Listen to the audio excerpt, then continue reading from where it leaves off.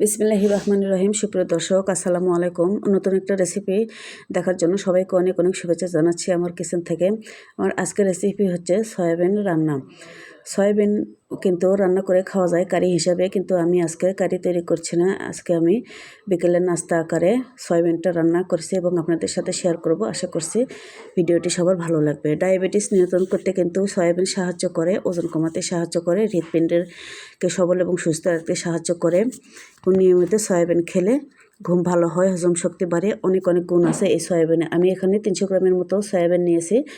প্রথমে আমি ফুটন্ত গরম পানিতে সয়াবিনগুলো সিদ্ধ করে নেব। এরকম ফুটন্ত গরম পানিতে সবগুলো আমি সয়াবিন দিয়ে দিলাম আর খুন্তি দিয়ে এভাবে নেড়ে চেড়ে নেব যেন প্রত্যেকটা সয়াবিন ভালো করে সিদ্ধ হয় আর একটা বলক আসা পর্যন্ত ওয়েট করব। এবার চুলাটা অফ করে দিয়ে সয়াবিনগুলো আমি পানি থেকে ছাড়িয়ে নেব আর হাত দিয়ে চেপে চেপে সয়াবিন থেকে পানি বের করে নেব। আর রান্নার জন্য আমি এখানে প্যানে পরিমাণ মতো সয়াবিন তেল নিলাম আর এই সিদ্ধ করা সয়াবিনগুলো আমি একটু ভেজে নেব। সামান্য একটু ভেজে নেব, এতে করে সয়াবিনটা একটু ভাজা ভাজা হবে। এরকম লোক আসা পর্যন্ত আমি ভেজে নিচ্ছি। আর এবার আমি রান্নায় যাচ্ছি। প্যানটা চেঞ্জ করে আমি রান্নায় পরিমাণ মতো তেল নিয়ে নিলাম। চুলাটা অন করে এখানে কিছু আমি মশলা ফোড়ন দেব। প্রথমে পেঁয়াজ দিচ্ছি 1 কাপ। 1 কাপ পেঁয়াজ সামান্য একটু গোল্ডেন করে ভেজে নেব আর 1 চামচ আদা রসুনের পেস্ট দিয়ে নেড়ে চেড়ে কিছুক্ষণ ভেজে নেব।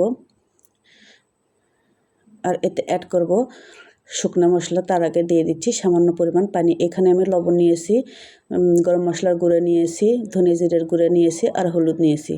আর এখানে একটা কথা বলে রাখি, আমি কিন্তু এখানে লাল মরিচের গুঁড়ো 2 টেবিল চামচ ব্যবহার করেছি, সেটা স্কিপ হয়ে গেছে।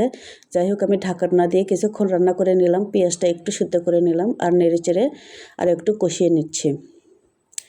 একটু শুকনো শুকনো হয়ে আসলে আমি ভেজে রাখা সয়াবিনগুলো দিয়ে দিব আর এভাবে নেড়ে চেড়ে চুলার হিটটা সহনীয় পর্যায়ে রেখে কাছে থেকে নেড়ে চেড়ে সয়াবিনগুলো ভেজে নেব। এটা খেতে কিন্তু অসাধারণ হয় আর একবার চেষ্টা করতে পারেন সবাই। তো আমার সয়াবিনের লুক যখন এরকম আসছে, আমার রান্নাটা একেবারে কমপ্লিট। পরিবেশনের জন্য আমি তুলে নিচ্ছি। তো দর্শক, আশা করছি আজকের ভিডিওটি ভালো লাগবে। একবার আমার রেসিপিতে যদি ট্রাই করেন তো আমাকে ফিডব্যাক দিতে ভুলবেন না। পরবর্তী রেসিপি দেখার আমন্ত্রণ জানিয়ে শেষ করছি। আল্লাহ হাফেজ।